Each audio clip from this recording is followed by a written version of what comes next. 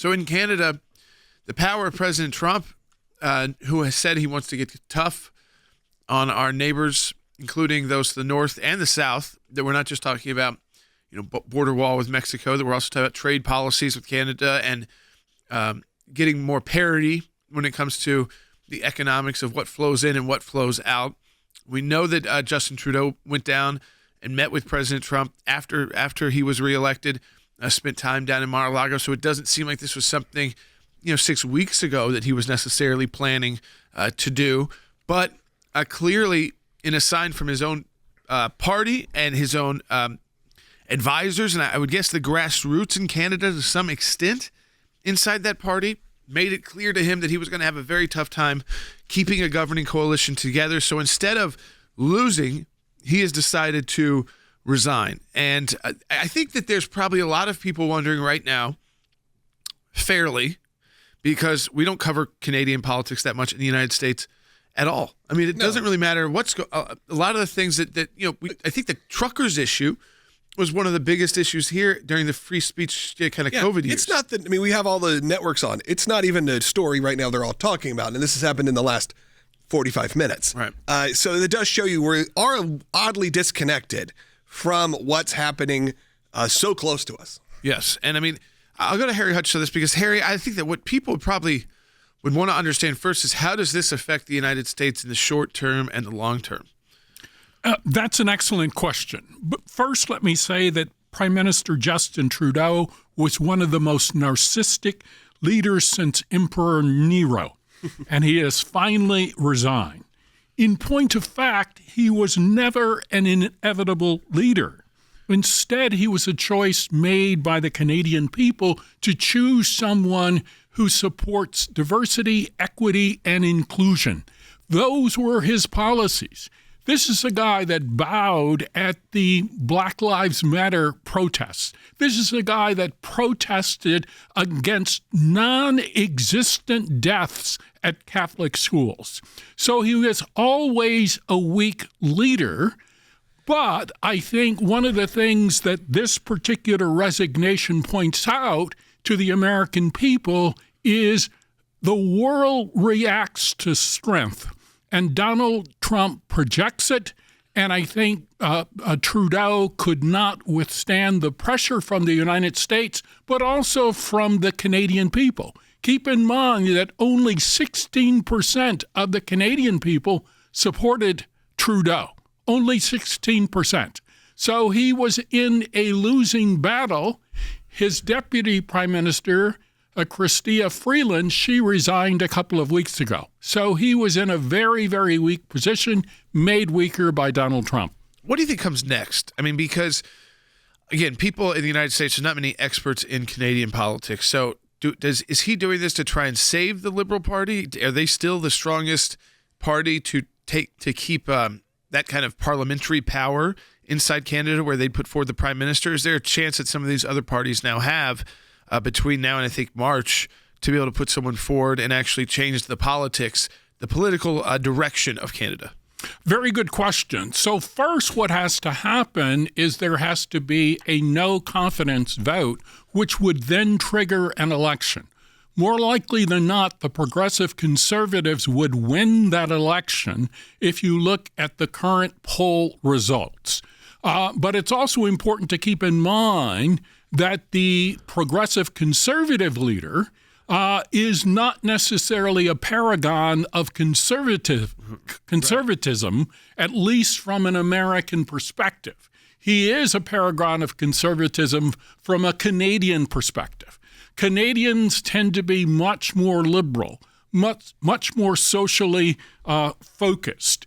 And so I think at the end of the day, you are likely to see a change in Canadian policy, but it will be a relatively soft change as opposed to a hard right move, such as what we have seen in Hungary or Slovakia or previously in Poland. Yeah, so this isn't like a MAGA movement happening in Canada right now. This is more specific, more tied into this person.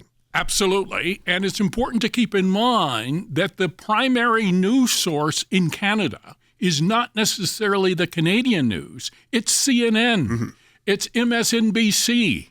And so when I have spent time with my in-laws in Canada, they are incessantly talking about what's going on those particular channels rather than actually looking, for instance, at Fox News or the global news, which comes from Great Britain. Yeah, I mean, look, in London last week, there was more Donald Trump headlines than there were anything else. And there was a lot going on in their own country.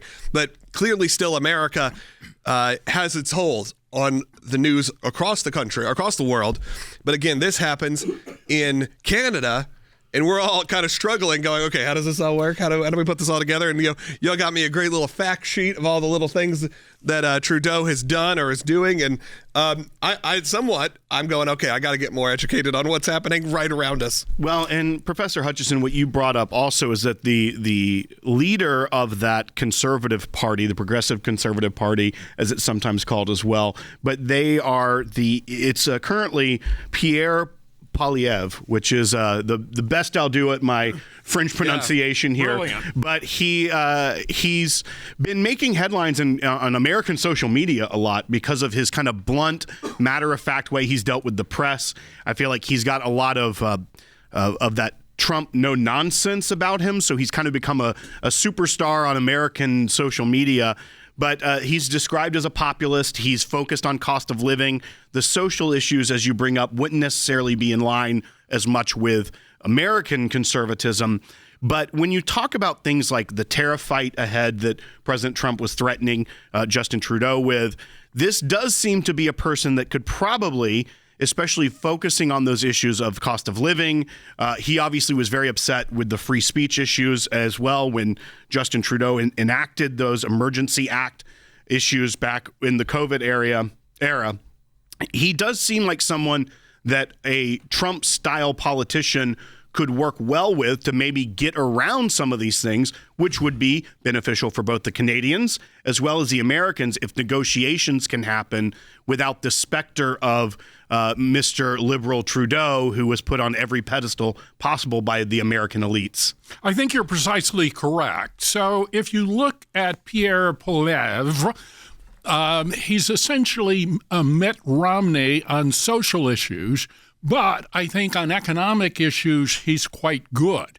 If you were looking for a Canadian who is more in the style of Donald Trump, you would have to look at someone who's even more obscure, and that is Grant Abraham, who is the head of the United Party, which is now a small but very extremely conservative party in Canada, particularly in Western Canada. So one of the things that I think the Americans need to think about is to break Canada up into regions. And so if you look at Alberta and to some extent Manitoba, they tend to be much more conservative than Ontario and British Columbia. British Columbia local politics are left of the moon, for instance.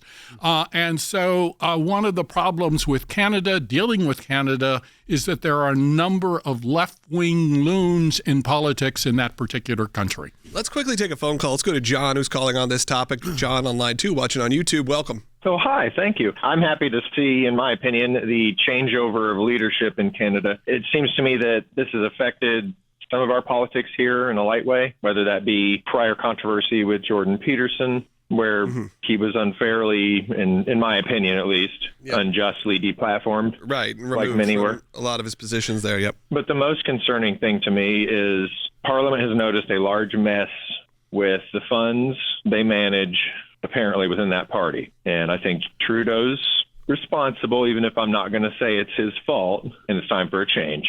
Looking forward to it. Well, and that's right. That's even why the finance minister stepped aside. There was that fight. Trudeau was saying you can be demoted, and she just resigned, which also lessened his coalition and put him even more in a more tenuous situation. But I do think that if conservatives get in there, they will be looking at how the money was managed in Canada, because it's been a disaster. Absolutely. So the current projected budget deficit in Canada is about $61 billion, which is 50% higher than the projections earlier. So the finances in Canada are a mess. They need to cut back on taxes and healthcare expenses.